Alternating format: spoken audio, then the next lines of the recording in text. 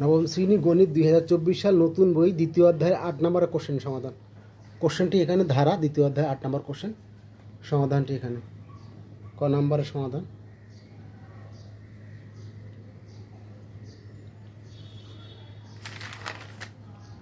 বাকি অংশ এখানে।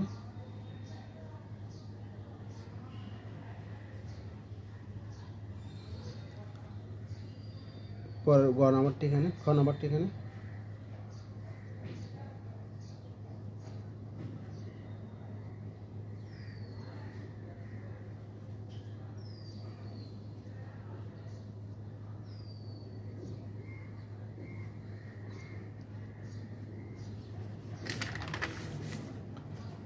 গ নম্বরটি এখানে।